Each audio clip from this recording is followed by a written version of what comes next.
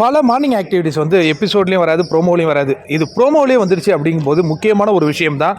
ஏன்னா paid pots, கள்ள ஓட்டுகள், இதன் மூலமாக ஒரு போட்டியாளர் வெற்றி பெறாங்கன்னா அது யாருமே அக்செப்ட் பண்ண மாட்டாங்க. அப்படி ஒருத்தவங்க இருக்காங்களா அப்படிங்கிற ஒரு தேடலை இன்றைக்கி பிக் பாஸ் வந்து போட்டியாளர்கள் கையிலே கொடுக்குறாருங்க.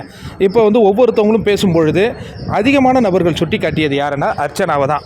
ஏன்னா விஜயவர்மா சொல்லும்போது என்னங்க 2வது நாளே அவங்களுக்கு வந்து பயங்கர வைரல் ஆகுறாங்க, என்ன தான் அவங்க செஞ்சாங்கன்னு பார்த்தா அவங்க வெறும் அழுதவங்களுக்கு இவ்வளோ பெரிய ஆதரவா, அப்போ ஏதோ ஒரு விஷயம் இருக்குன்னு நான் அப்போ யோசித்து பார்த்தேன் அப்படின்னு ஒரு விஷயத்த சொன்னார். பூர்ணிமா என்ன சொன்னாங்கன்னா, இந்த டோமெக்ஸ் கேமையும் விம் கேமையும் சொன்னாங்க. இது விசித்ரா அந்த பாயிண்ட்டை பிடிச்சிக்கிட்டு, இந்த பொண்ணு ஆமாம் இது ஒரு ஸ்கிரிப்ட் மாதிரி இருக்குது போல இருக்கே, திடீர்னு வந்த ஒன்று அழுவுது, அதுக்கப்புறம் சிரிக்குது, அதுக்கப்புறம் கிரிஞ்சு பண்ணுது, இதெல்லாம் ஸ்கிரிப்ட் மாதிரி எனக்கு தெரியுது அப்படிங்கிற மாதிரி இவங்க சொல்ல, அர்ச்சனாவுக்கு மற்றவங்க பேசியதில் ஒரு வலி ஏற்படலை, விசித்ரா பேசியதில் வலி ஏற்படுது.